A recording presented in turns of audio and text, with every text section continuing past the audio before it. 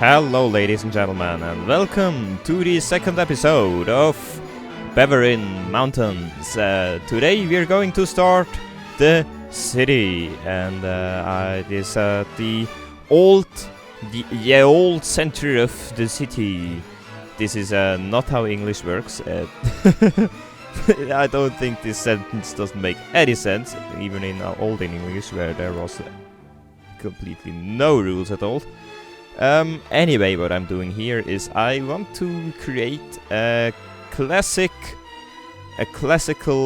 Swiss or Germanesque downtown, no, old city center, which is what I want to call it, with the semi-timbered houses, and they are offset.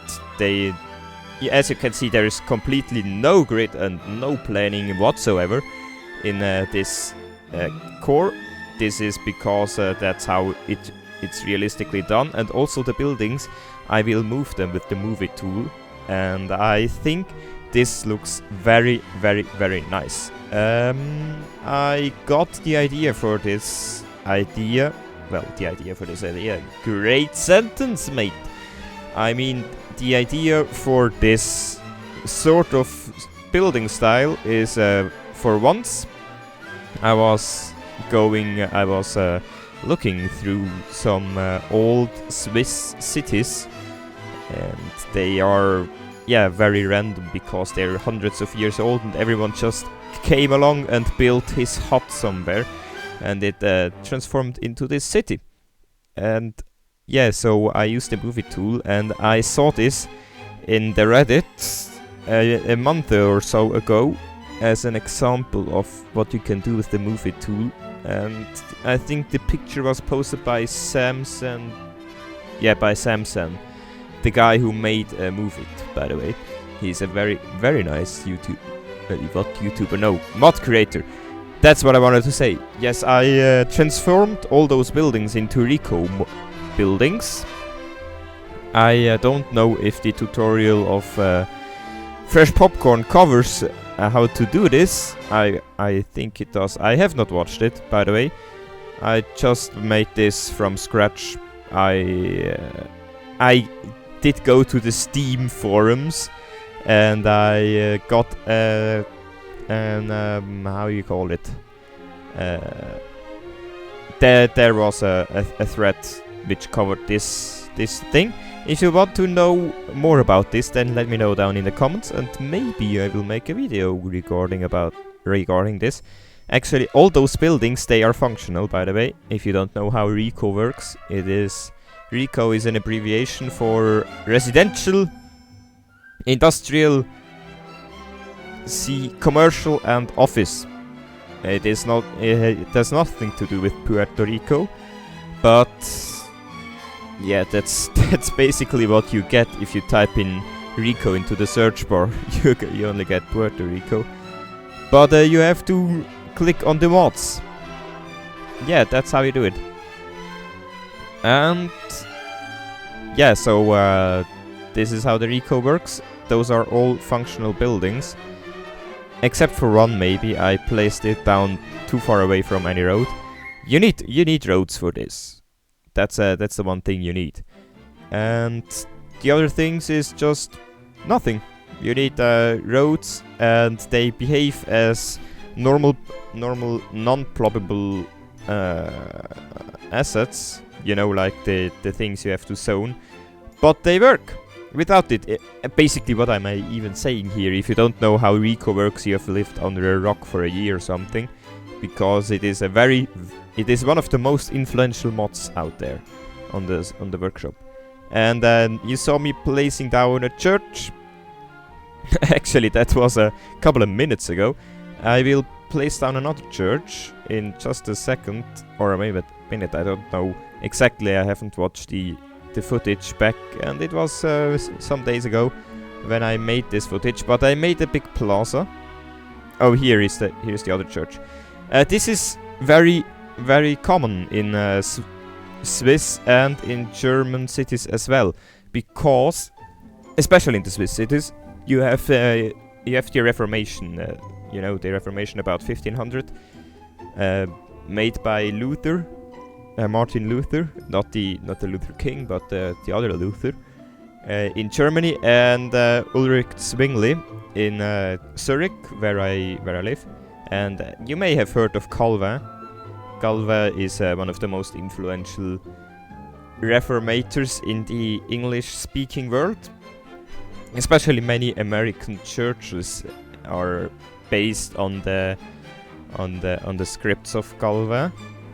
It's very important, but not so much in the part where I live and where this city is situated. Anyway, when the Reformation happened, many people who were now Protestants went to the Catholic cities and ransacked them. Is ransack the right word? I don't know exactly the meaning of it, but I think that's the right word how to describe it.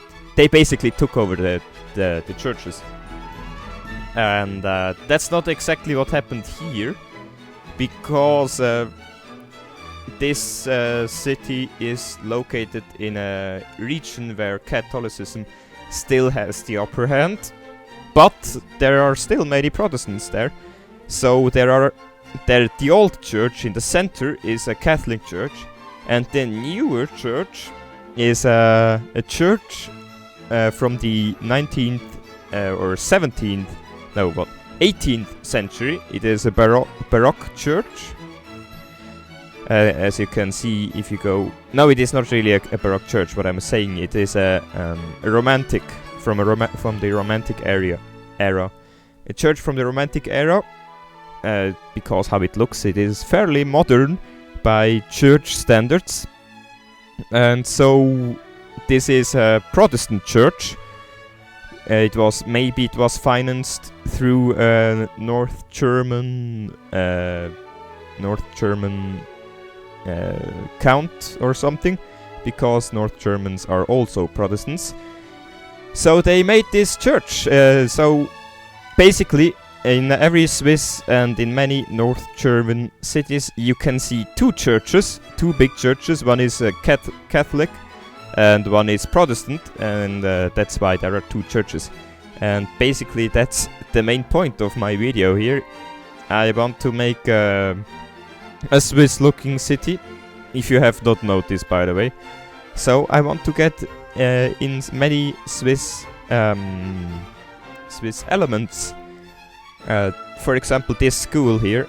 Well, this is not at all a Swiss element. It is, I don't know, I think it is actually from the Lugo collection from Italy. The Lugo collection is on the workshop, go check it out. There are some pretty nice buildings in there. Also a bridge, which I'm not gonna use this episode, but next episode. So the school there is, I think, an elementary school. And I will plop down a high school in outside of the old city center, if you didn't notice, by the way. If we get the next aerial shot, you will see it. There's a train line encasing this whole old city. I don't know if there's a cinematic at the end. Well, there is a cinematic at the end. Here you can see the train line. Voila, here are the train lines. And there's a cut, by the way, so I let the game run for a little bit, and everyone demanded workers, so I'm going to plop down basically only residents for now on. And yeah, this train line cuts the city in half. That's because somewhere this train line has to go, and they figured out 150 years ago, when they built the train line, they could just tear down that wall, I mean the city wall, and build a train line on the new space, because city walls were not... you didn't need them anymore, basically, because Switzerland was neutral then. And that's also a movement in Switzerland. It started in Geneva by Henri Dufour. Yeah, he was Henri Dufour was the creator of the first Swiss map, and he was a general in the Swiss Civil War. And under his command, there were only 19 90 casualties in this civil war. I think it's a pretty good statistic, and he also was an architect, and he decided to tear down the city wall of Geneva because of a train, and he didn't like the city wall. It was an ancient idea made in the dark Middle Ages. It's called Middle Ages, I think so, yeah. And so it was an idea of his to tear down the city wall because of city design and to let the city expand more and flow. The life should be flowing somewhere. And so that's what he did, and that's what I have done here too. Well, I haven't done it, but you can imagine it. And at this point, I'm putting down a police station. You will see this police station and park that I made when I rambled about city walls. They were sort of in unused spots inside the old center. That's maybe because there was a big fire. You can see the park here on the top now. Yeah, now you can see it again. Maybe there was a city fire, and instead of rebuilding the homes, they just made a park and a police station. But for that to be a thing, it must be about the 50s, 60s or 70s, with their terrible choices all the way regarding city design. Hashtag Soviet cities, for example, or also all those shitty tenements, especially in Europe, but I know there are some in the US too.